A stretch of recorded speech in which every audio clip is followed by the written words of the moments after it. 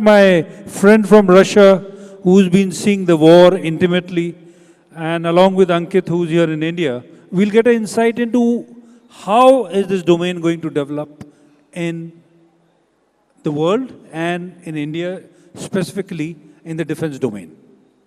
But just to talk a little about, at the cost of repetition, about space in India. India's space forays or journey started in 1963 with a rocket which was given to us by the Americans, the payload which was given to us by the French, and I'm told at Thumba it was carried by a Russian helicopter. From there to where we reached last year has been a significant journey led by the Indian Space Research Organization in India. And last year, after Chandrayaan-4, that was the landing on the southern pole of the moon, it was space docking, which was carried out just a month back. While ISRO has achieved all this, the Indian government took a very significant decision in June 2020, and in the words of the minister himself, unshackling of space for the private sector. And what it did was opened up private sector in space, and that is where the new space journey in India started. And in just 4 years, many of them have really achieved significant milestones. There are 2 companies who have had their suborbital launch. There are 5 startups and companies who have launched their own private satellites. And there's a large number of companies working in applications. But in the ISRO story, for a long time, there were companies in India, big companies in India, which had no profit, were suppliers of components, engines, and even large parts of the rocket. So the first person I would like to talk to today is Mr. Jayant Patil. And Mr. Jayant Patil has been in space nearly as much as old space has been in India, ISRO has been there. He was there right from the beginning, and then on with Larsen and Toubro, he's also taken on the defense section of L&T, which from 1985, when he made the forays, to 2002, when defense was opened to private companies, he was there to get the door opened. And what a journey it has been. And in 2020, again, he was given the task to lead the Indian Space Association, which he formed. And also, he's the member of a new organization called the Indian Space Promotion and Authorization Organization called InSpace, which is responsible for everything what the private space does.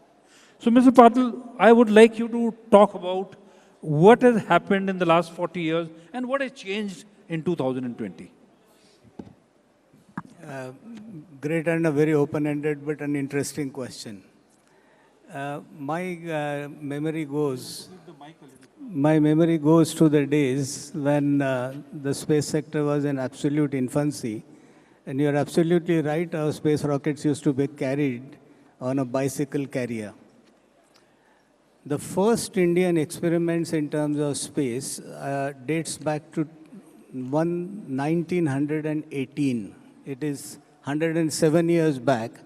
Somebody in India thought that the space is going to be relevant. 1963, what you talked of is the government actually recognizing that something very strategic need to be done, and that was creation of ISRO. In the current form as ISRO exists, came up in 1969. 71 onwards, ISRO realized that to do something of that class, they need dedicated production centers.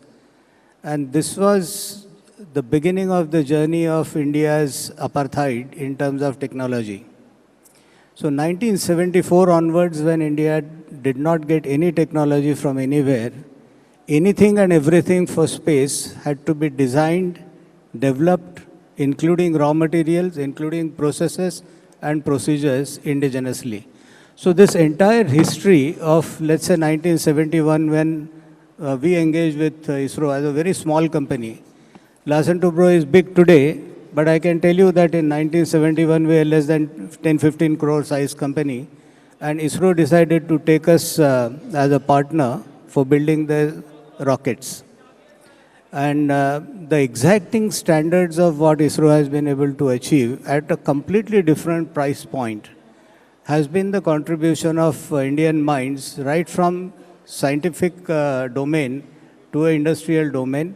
And of course, this journey has seen that as Indian space, we probably beaten every possible benchmark in the world in terms of largest number of satellites on a launch, the most cost-effective space launch systems that we created.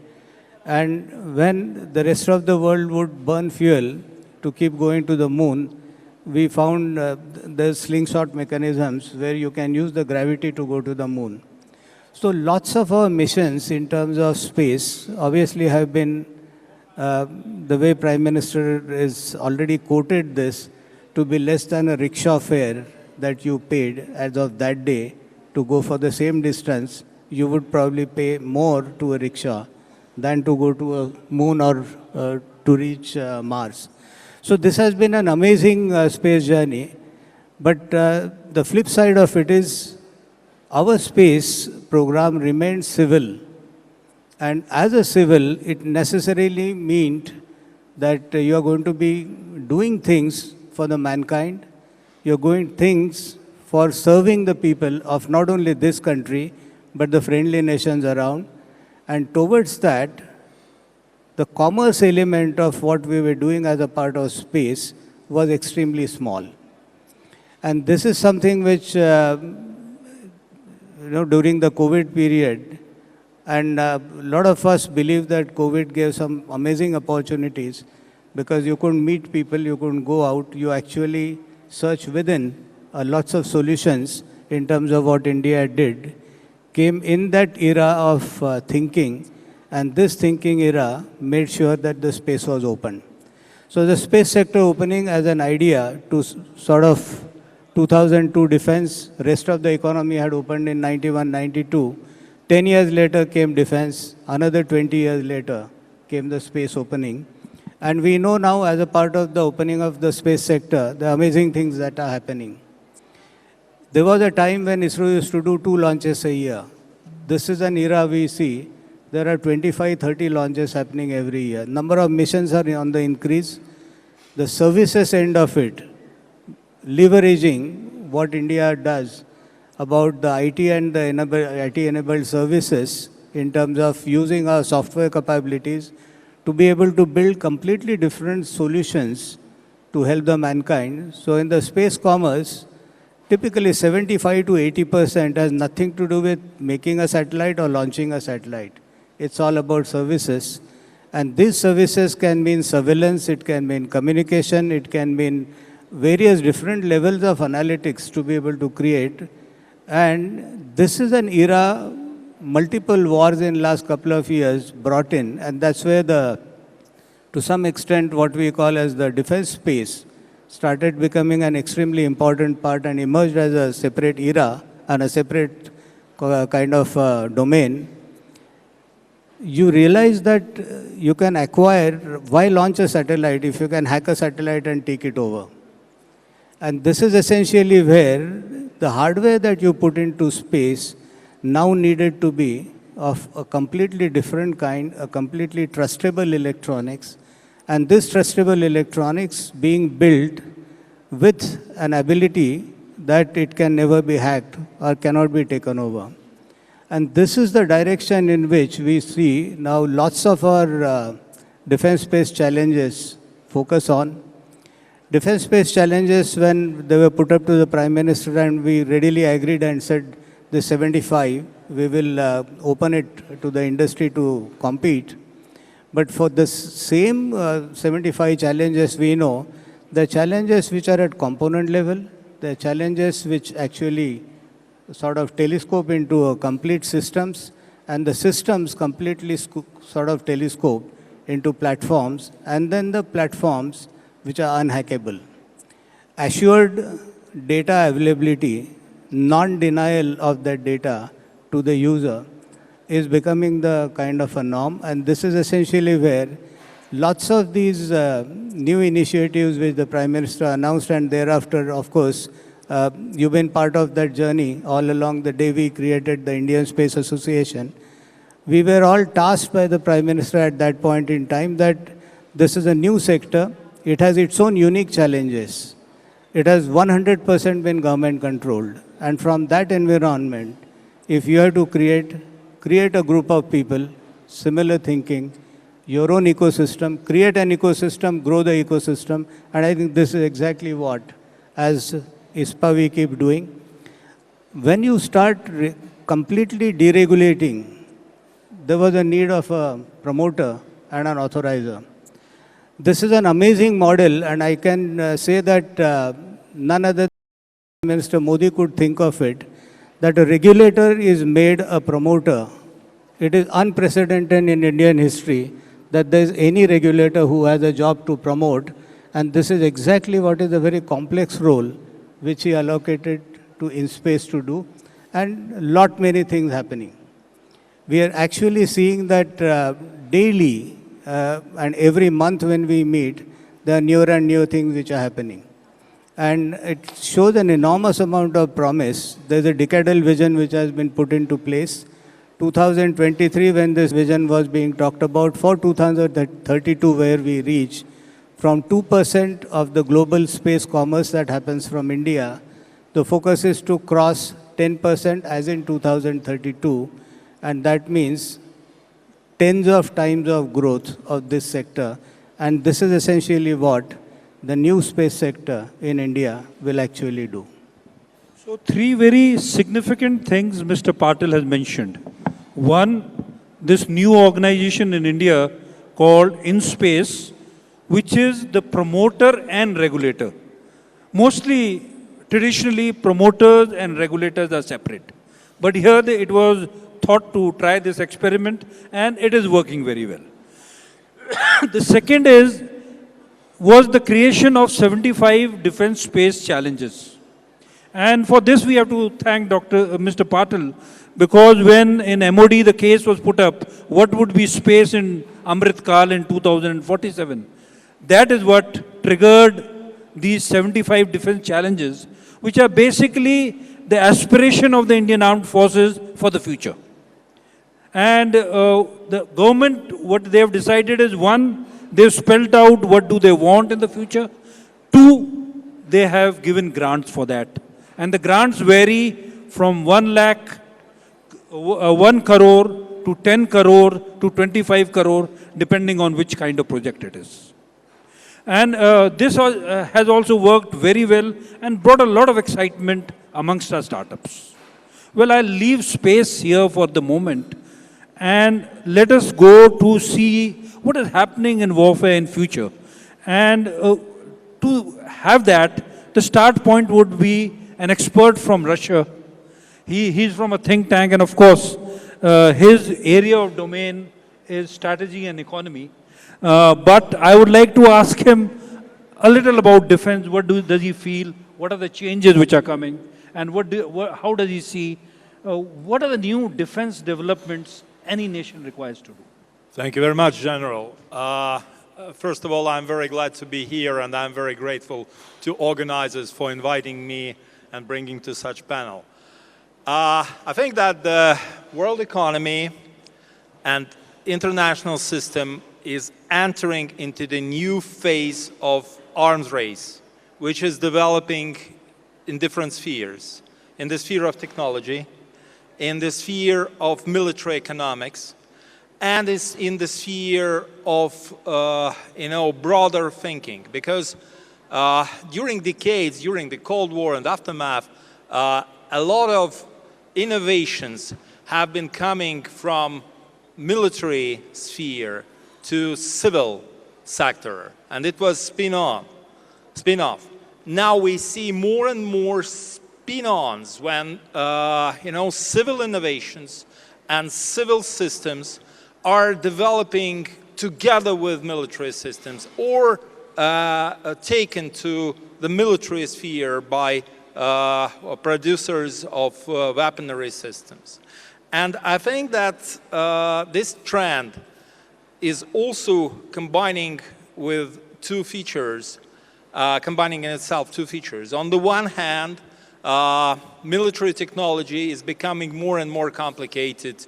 We see that together with development of unmanned air and maritime systems, with elements of artificial intelligence, together with development of air systems of 5 generations and upper, together with development of space surveillance systems, of space intelligence systems, of systems of command and control, the war is becoming more and more technological.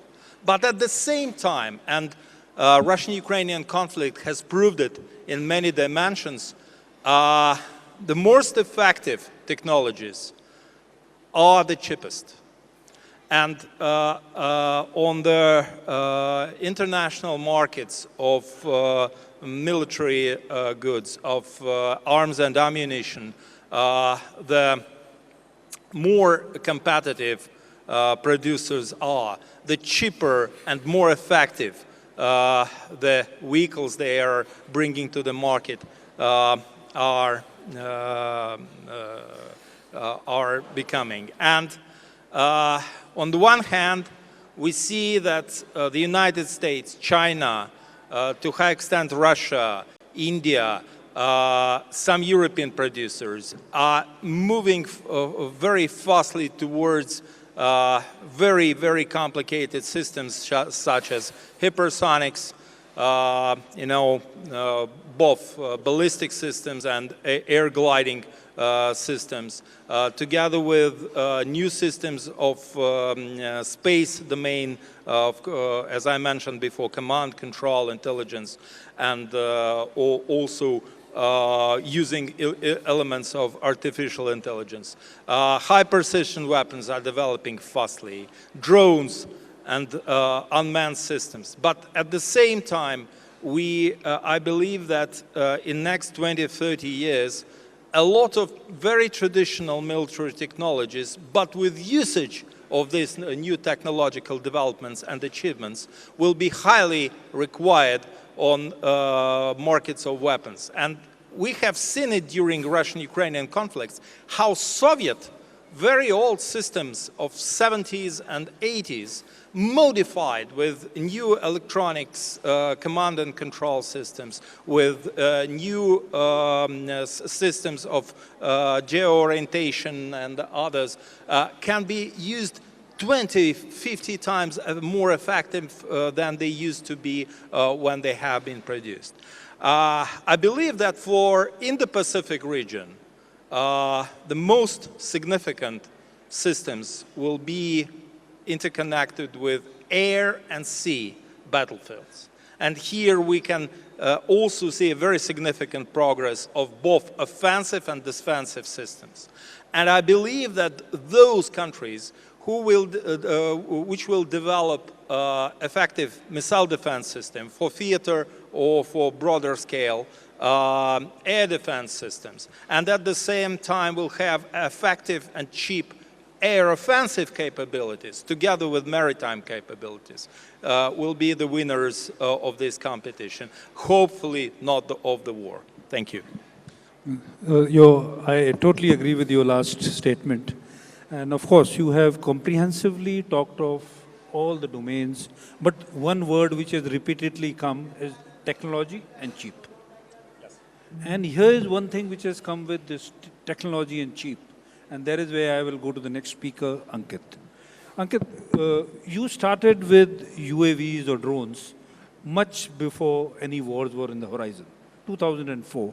And maybe many people were not even interested in what you were producing, to today, where you literally, this new weapon system or the new device has become so potent for surveillance, for precision strikes.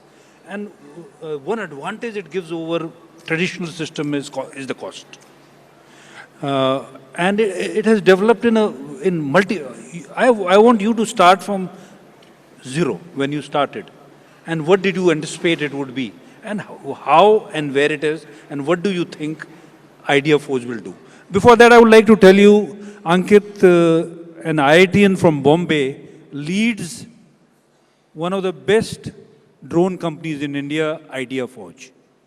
And they've been into it from 2004 to 2008 and are the biggest suppliers to defense, to security agencies, and even for private use all over India. Over to you, Ankit. Thank you so much, sir. In terms of our origin, I think we built our... Yeah. So we built our first drone in 2004. It was more a fun activity. But in 2008, when attacks happened in Mumbai, and we saw that naval helicopters are trying to look at the 3rd and 4th floor of the Taj Hotel, we felt like our drones should have been doing that job instead of risking something so obvious, so close to the adversary. We should have had these drones which would not have even been seen or heard while still observing the target. So that's how our journey began to wanting to build technology for our defense forces and for our civil forces who are engaged in such events. 2009, we launched our first drone for doing, a backpack operated drone that can be launched and can do this kind of activity. And 2010 is when we made our first sales in India to one of the special forces for one of our states. And over the years now, our technology is absorbed by pretty much all of the defense forces and the internal security forces, and also we do applications around civil side, around mapping, etc. So one of the very important things that we realized very early on is that India is a very complex geography, particularly if we have any conflict with our adversaries. Most of that conflict is going to happen in environment which is not very plains kind of environment. It is hilly environment, it is very high altitude environment. So we were very clear from day one that if India needs a solution, then India needs a solution that can be vertical takeoff and landing insofar as drones is concerned. So from very beginning, we have done that. In fact, when we were in the early stages of our development and the country was asking for technology that was hand-launched drones, which are typical fixed-wing drones that need some kind of airspace to take off and land from, we actually went against the grain and built the country's first VTOL fixed-wing hybrid, which would take off like a helicopter, transition into an aircraft and come back and land, being lighter than any of our competition while also performing better than them. So I think technology and the challenges that our country throws to us are very, very unique. And if we build for that, we have confidence that we can use it anywhere in the world, because in no other place is that high an altitude available where operations need to be done. In no other country, maybe low temperatures are available, but this combination is not available. And very high temperatures and marine, all three we have to tackle simultaneously while we are planning to build a platform. So I think in India, building this technology has been a privilege. And now that we go outside the country and we demonstrate our technology, we can see that it is capable of weathering those conditions and is able to operate in that environment. I think if we look at the future, then what's going to happen now in this technology particularly is that learning from all the wars, resilience is going to be the most important vector when somebody wants to induct this technology. So while there is a desire to be cheaper, it will also have to come in the context of being effective. And therefore, resilience is going to be very critical. The other thing which is obvious to us when we are observing what's happening out there is that tactics is getting copied very fast. If one side is doing something, the other side is very quickly copying that. And therefore, the only advantage that can sustain is a technological advantage on performance. And therefore, having very high performing systems that are not easy to replicate as easy as tactics is, it's going to be very critical going forward. And last but not the least, in my opinion, it's going to be very important that, like what our friend from Russia mentioned, systems will have to be modern and upgradable in situ. Because if tactics have to be copied as well, systems have to be upgraded in situ so that they can deliver something meaningful. So getting AI on the edge, getting compute on the edge, having modularity in the systems, many of these things may actually make systems more complex, more expensive. But at the same time, they will reduce the cost of war Because when the war happens, you will have the ability to sustain them for longer and have them be more effective for longer. So I think the view has to evolve from looking at merely cost to cost of war. And we have to optimize for a lower cost of war, all of us. If at all, we have to get into one. Okay, the best case, of course, would be both technology and cost. Yes. But very rightly you said technology will cost something. It can't be cheap. But one issue which we see in the supply chain, and there's been an article recently also, that kind of drones which were supplied had components of a country where we would not like to get our supplies from. Is there really a problem, or there is a lot of noise about it? And are complete Indian solutions available in this industry or not? So I think that's a great question. I think I would like to divide this answer into three parts. The first part is the quest of critical technologies. I think anything that has data in its chain should be, any of the, adversaries that we might be on the border looking at, right? Second is strategic autonomy. Strategic autonomy is very critical, and we have to probably move away from strategic autonomy to strategic superiority, if I may.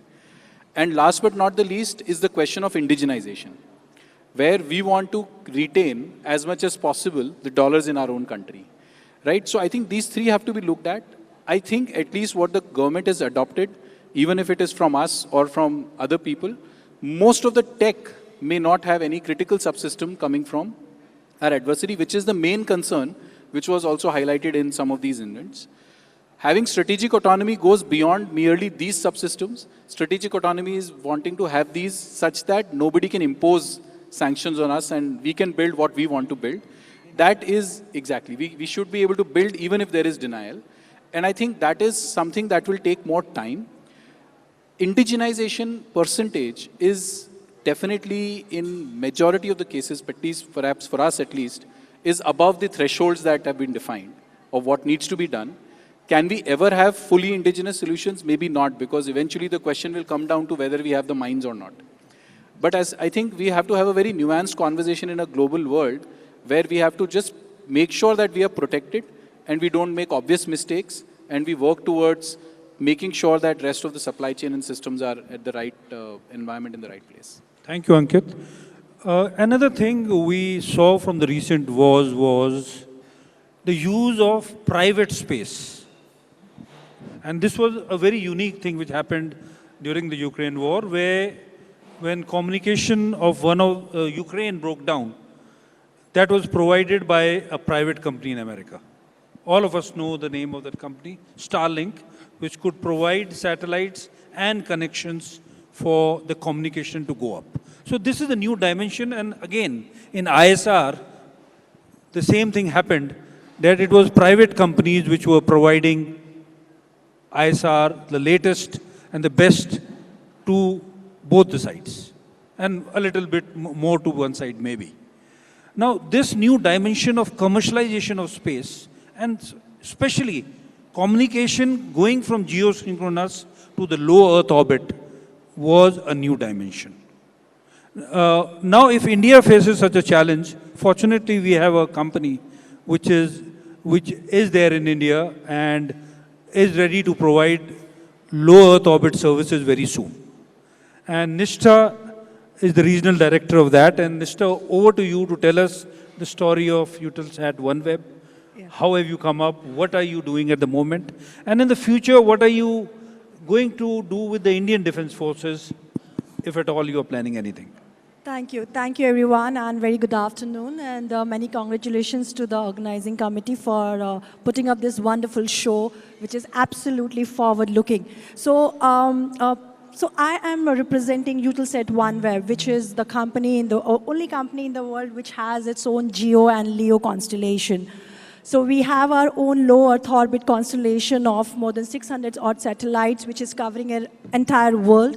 We are already active in 80 plus countries, and India, we are ready to go live as soon as we get spectrum allocation done. So low Earth orbit is of course, not new, but now the hype, because everybody in the industry, everybody in the defense sector is also realizing that's the next thing to go to. So just for an example, US has put up only $30 billion only for LEO related service, and the connectivity piece is the $13 billion.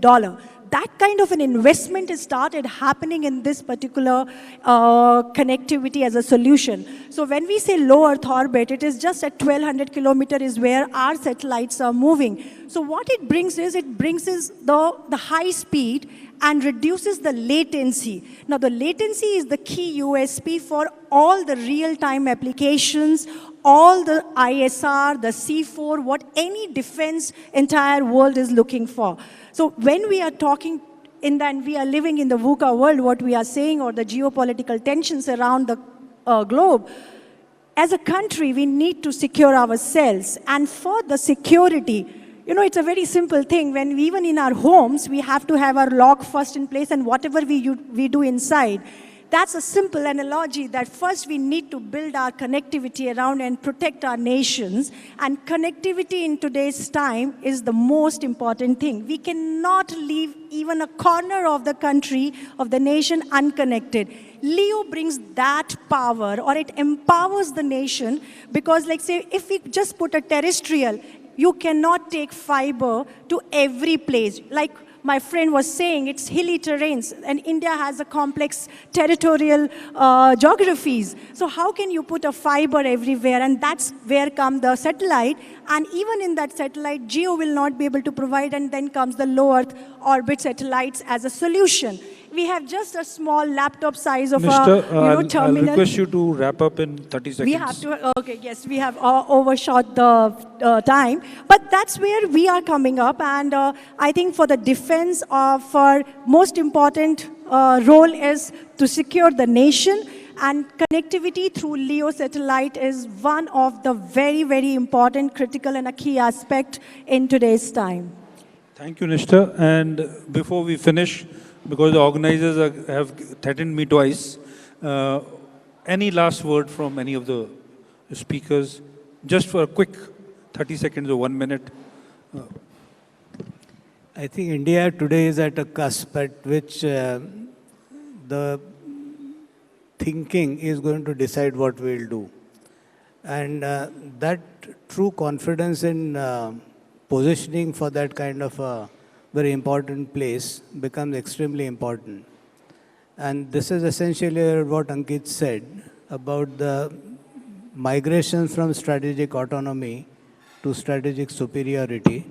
We have to get into that mindset to be superior to whom we are dealing with, and I think that's the way forward. Thank you. Thanks a lot, and what is now left is to thank all the panelists. So nice of you to have given your views, and on behalf of NXT, I thank you all for this excellent session. Thank you.